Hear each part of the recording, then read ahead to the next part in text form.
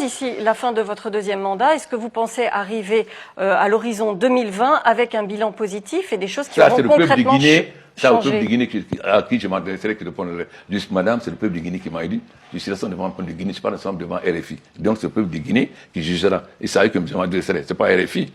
On ne me parle de mon bilan. Moi, je vous parle de mon bilan devant mon peuple. Peut-être s'il y a des gens qui ont des complexes de vous, qui pensent qu'il faut qu'ils vous fassent la cour par le peuple, moi, c'est à mon peuple que je m'adresse. Et c'est mon peuple qui jugera mon bilan. C'est pas RFI. En tant que président africain, j'ai dit aux chefs d'État africains, nous ne sommes pas des complices. Nous ne sommes pas un syndicat de chefs d'État. Nous devons dire les 4 vérités. Je l'ai dit publiquement à l'Union africaine, tout le monde a entendu. Mais ça ne vous intéresse pas. Non, mais si, vous avez dit aussi... Ce qui vous intéresse, c'est venir en Guinée avec des idées arrêtées. Quand vous dites que la Guinée n'a pas... Mais madame, je suis choqué de vous entendre dire que la Guinée n'a pas J'ai bien entendu, monsieur le Président. J'ai bien entendu. Je suis choqué. Non, je suis choqué. C'est cette désinformation de l'histoire de la Guinée. Vous aviez dit la Guinée n'a pas décollé, alors que... Monsieur le Président... Quel était notre PIB? Demandez au Fonds monétaire, la Banque monétaire, le Fonds monétaire est là. Quel était notre PIB? En 2011, c'est notre PIB maintenant. Madame, ou bien vous vous informez, ou vous venez avec des idées arrêtées pour aller... Est-ce que ce n'est pas la peine de venir en Guinée? Vous restez en France et vous le dites. Vous dites après qu'il n'a pas décollé, vous venez en Guinée, vous ne savez rien. Quand en 2000, ceux qui sont venus ici en 2011, il y avait combien d'hôtels? Et s'ils pouvaient dormir? Il n'y avait que le nouveau hôtel. Aujourd'hui, il y a combien d'hôtels? Vous êtes très contente d'être au Millennium, d'être au Sheraton, d'être au Palm Hotel ou bien d'être à Kaloum. Si vous venez en 2011, il y avait ça. Vous, en Guinée, n'a pas bougé, il y avait ça. Aujourd'hui, vous êtes très content d'avoir des hôtels où vous pouvez dormir comme à Paris. Et vous venez me dire, la Guinée n'a pas décollé. Mais non, madame. Si vous êtes venu avec des idées, vous êtes venu avec des idées arrêtées, alors partez avec vos idées arrêtées. Vous êtes venu avec des idées arrêtées pour présenter les mauvais éléments de la Guinée. Comment quelqu'un peut dire, quand on ne savait même pas où dormir, vous êtes venu ici en Guinée avant, et s'il y avait un hôtel, nouveau hôtel, quelqu'un passe avant la nuit, il passe pas la nuit, le lendemain. Monsieur le Président. Mais alors, quand même, informez-vous. C'est-à-dire, votre rôle, ce n'est pas de présenter la Guinée, c'est de masquer les réalités et de présenter ce que vous voulez. Alors, parlons de l'actualité, s'il vous plaît. Vous n'avez pas besoin de moi, vous ne pouvez être tout seul. Vous ne rêvez pas, c'est bien un chef d'État africain qui parle. Le professeur Alpha Condé, président de la République de Guinée, a décidé face aux journalistes des médias français RFI, TV5 et Le Monde de mettre les pieds dans le plat. Cette interview passée inaperçue pour certains marquait pourtant le début de la fin d'un vieux complexe entretenu pendant longtemps par certains chefs d'État africains vis-à-vis des médias occidentaux. Cette saine colère du président Alpha Condé devrait inspirer certains chefs d'État africains enfouis dans un complexe qui les amène à penser que pour exister, il faut parler aux médias occidentaux. Ils débloquent chaque année des sommes colossales pour exister dans ces médias et pourtant ils reçoivent en retour presque toujours de la condescendance et du mépris.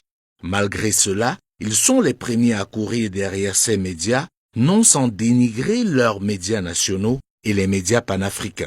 Ils se plaignent pour ce qui est de l'Afrique francophone de RFI et de France 24, mais sont les premiers à leur faciliter l'installation dans leur pays, à leur donner tous les scoops, à leur ouvrir toutes les portes.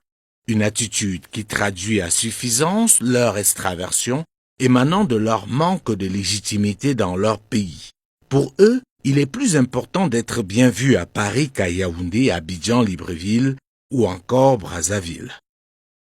Merci, Monsieur le Président, de nous avoir reçus ici à Conakry, d'avoir répondu à nos questions, parfois de façon un peu vive et compliquée. Non, parce que vous êtes venu déformer l'histoire de la Guinée. Non, Monsieur le Président. Non, madame, vous n'êtes jamais venu en Guinée, vous dites que la Guinée n'a pas... Vous êtes venu déformer l'histoire de la Guinée. Il y a toujours une première fois, Monsieur le Président. Vous êtes libre. De toute façon, madame, je vais vous dire, ce n'est ni TV5, ni RFI qui va décider du destin du peuple de la Guinée. Le peuple de la Guinée, c'est où il va. Et non, vous pensez que peut-être votre journal, vous pensez que peut-être c'est la...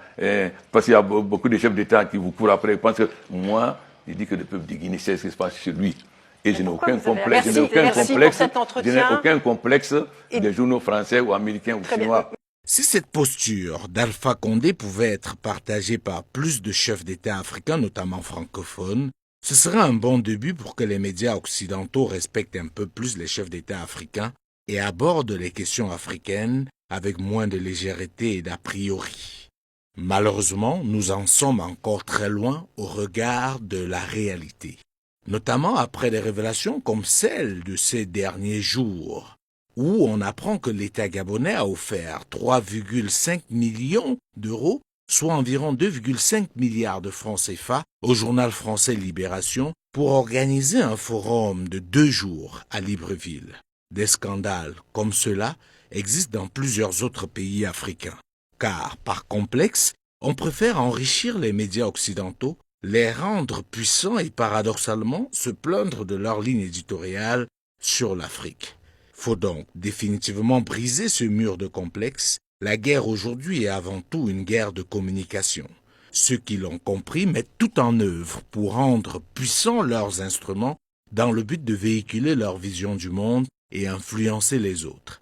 Malheureusement, une bonne partie du continent africain continue de tout absorber sans filtre et au lieu de rendre forts leurs médias, les affaiblissent.